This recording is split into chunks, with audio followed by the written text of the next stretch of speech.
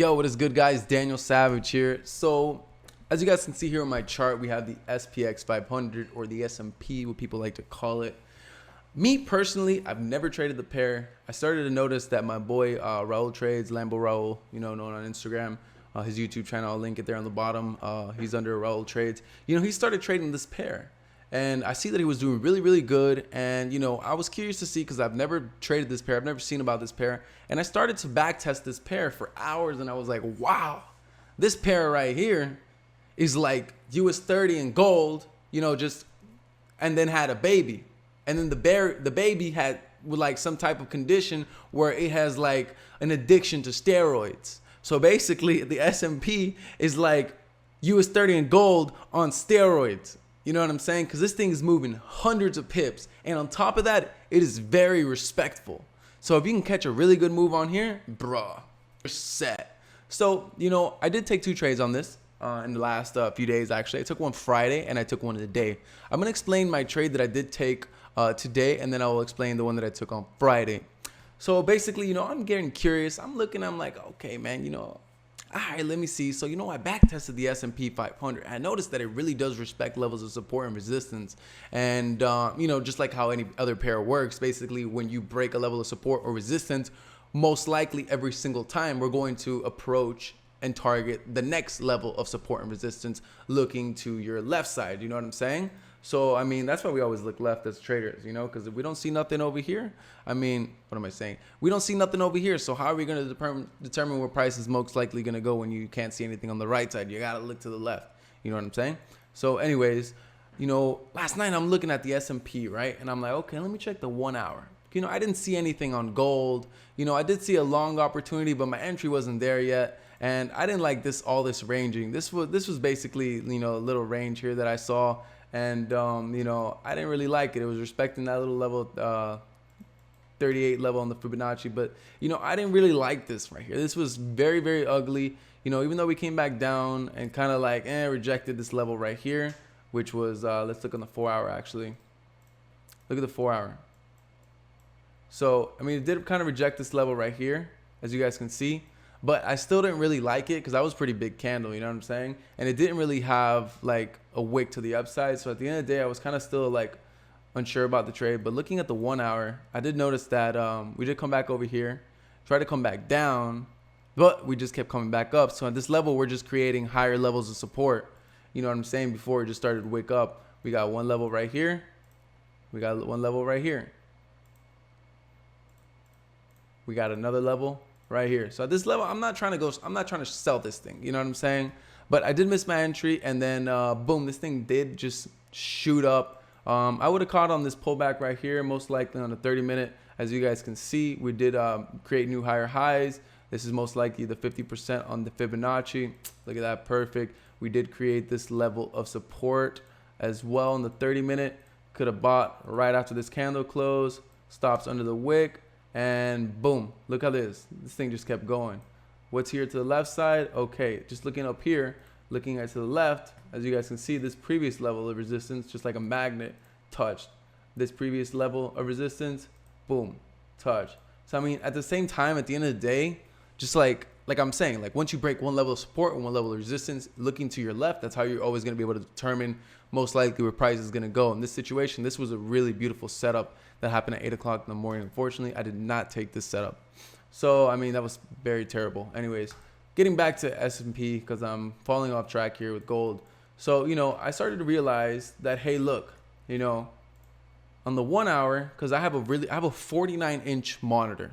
This one, I'm just recording on my small one. But the one that I'm looking at you guys right now, this is a 49-inch monitor.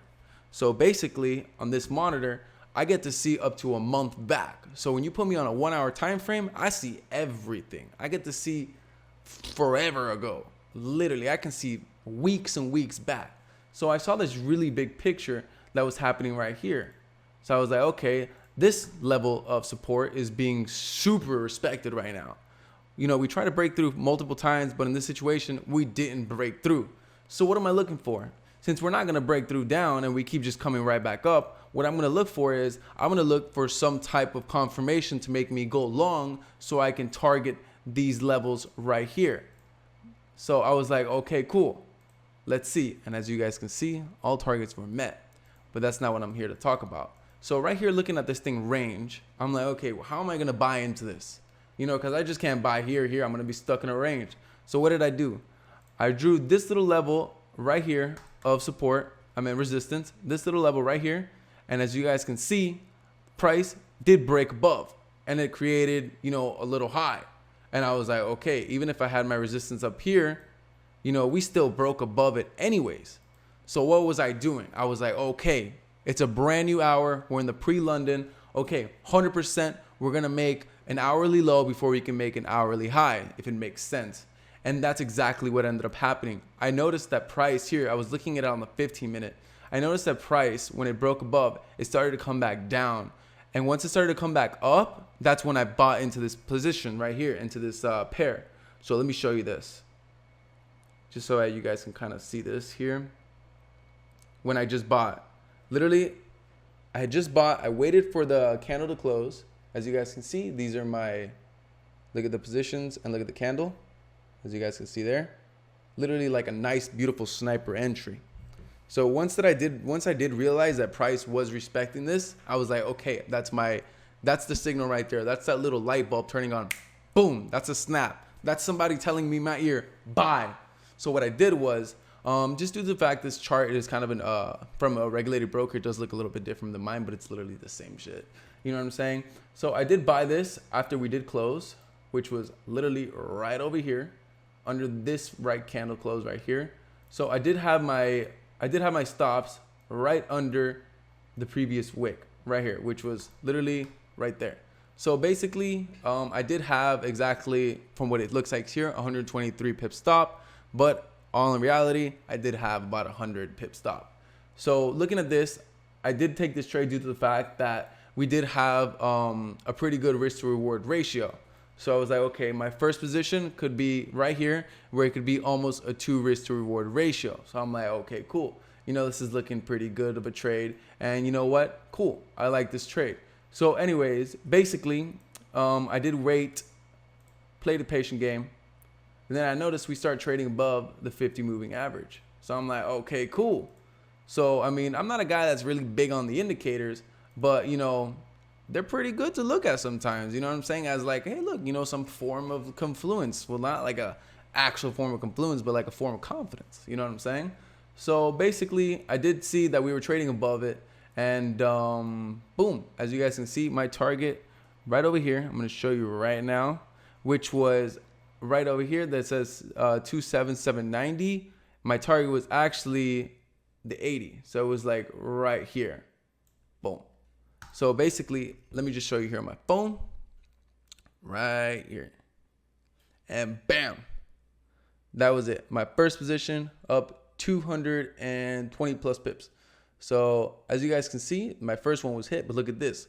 My second runner wasn't hit though, because like I had my stops, I had my take profit on that one a little bit above here, which literally, I don't know why it didn't get triggered, you know, because price wanted to scare me. So what it did was it came back right down here. And what it did was kind of just, it was just a normal pullback. It kept coming up. So I closed that second position at 200 and like, not 200 pips, I'm sorry, at like 130 pips, 140 pips. So I took that one out and I was like, okay, cool. Let me just go back to sleep because I wasn't feeling too well. I went to sleep really late last night. And, you know, that was just my trade here.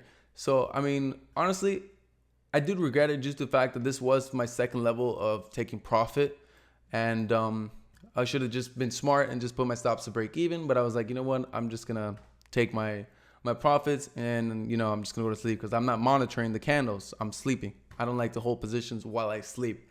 So, you know, that would have been a really good scalp if I would have held this here. Looking at the risk to reward ratio, it's 3.64. So that's really good, making 3 times my risk. At the end of the day, I would have been risk free anyways if I would have been stops to break even. So that was a pretty good setup that happened here. And I do want to talk about the same setup that I did take on Friday, but going to the downside. Excuse me. So looking over here, one thing about the S&P 500 is like I said, you know, and how I mentioned before, like I don't really trade this pair.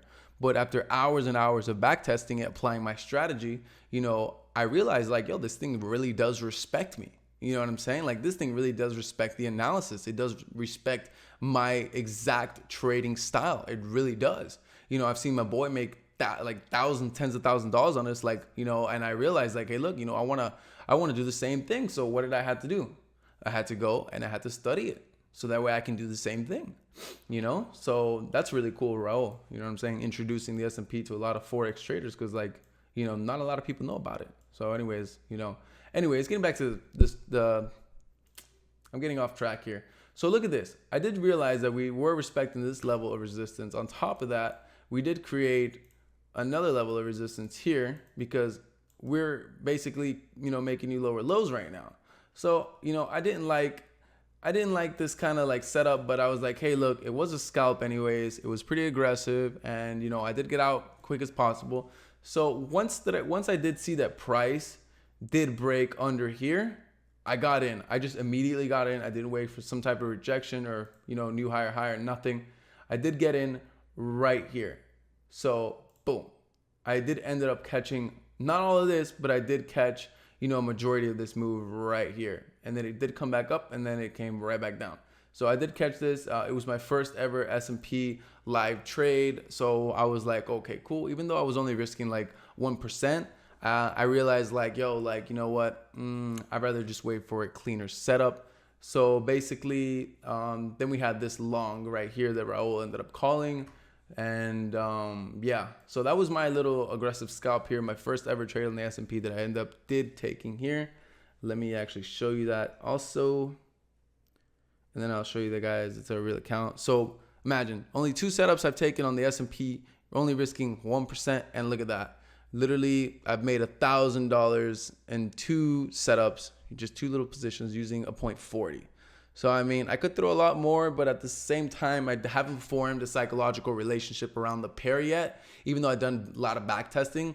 What I'm talking about is like just being in the trade, you know, because this thing is moving big. It's moving heavy. Look at these candles. They're so clean. Look at all this traffic. It's like beautiful, clean traffic, meaning like, hey, look, each candle is like, you know, look at this. 160 pips here, you know, this and that here. Like, bro, this is crazy. Like, imagine, look to the right, 280, 90, 280, 50. That's fine. Look out, that's so many pips. You know what I mean? Look at this move right here, 400 pip move. So, I mean, at the end of the day, this thing moves like crazy. Like I said, it's like gold and US 30 on steroids.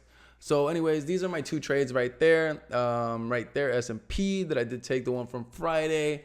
As you guys can see, there were 100 pip plays. I wish I would have held it, honestly, but, you know, that's part of the trading game, especially today. Today's trade, that was pretty cool. Anyways, oh yeah, let me just show you here. So S&P right there. I'm just going to cover this right there and go here. And as you guys can see here, it is a real account. Boom. Real symbol is orange yellowish. The demo signal is green. So anyways, that's just the main purpose of this video. You know, just brand new pair. I'm doing really good so far. I'm 2 for 2 on the pair. And yeah, man, the pair is very respectful. I think this pair could honestly be, you know, a little bit bigger than gold right now in US 30. If people start to, you know, put more money in it and start trading it, looking at it more, you know, as the Forex community, you know. And anyways, now I'm getting back off track. Anyways, guys, yo, I just want to say thank you guys so much. Yo, we almost have 10,000 subscribers. Let me see exactly where we're at right now. Bro, we're at 8,900 subscribers exactly. So, I mean, bro, that's pretty big. That's pretty big. I've been on like YouTube for like almost 3 months now. That's pretty big. But anyways, yo, guys, thank you guys so much for all the support you guys give me. I've been seeing a lot of emails. You know, a lot of you guys keep sending me that. Hey, look, your little recap videos, yo, they're really helping me out. Like, I used to draw my resistance and support really weird, but kind of seeing you do it and rewatching your videos like multiple times, like now I kind of realize like, yo, what am I doing? Now I realize. So thank you, Daniel. Like, I'm getting so much love, man. I wish I would have got on YouTube a long time ago, man. You guys are awesome. So anyways, guys, before I end this video, man, if you guys don't follow me on Instagram, make sure to follow me on Instagram. There's a lot of fake profiles, so make sure to follow the one that I am listing in my bio. So, yeah, guys, make sure to like, subscribe. Also, I'm going to link Raul's channel in the description if you guys want to watch that. Also, he just got on YouTube as well. I had to basically force him to get on just because, you know, he's lazy sometimes. No offense. So yeah, guys, make sure to give him a follow. Also, just make sure to check his channel. He just started it. Give him some love. And yeah, like I said, guys, like, subscribe if you guys want seeing more content. Also, leave in the comments as well. What do you guys want to see? If you guys want to see this, what do you guys want to see that? I do pay attention to the comments all the time, guys. Thank you guys so much, and peace, man.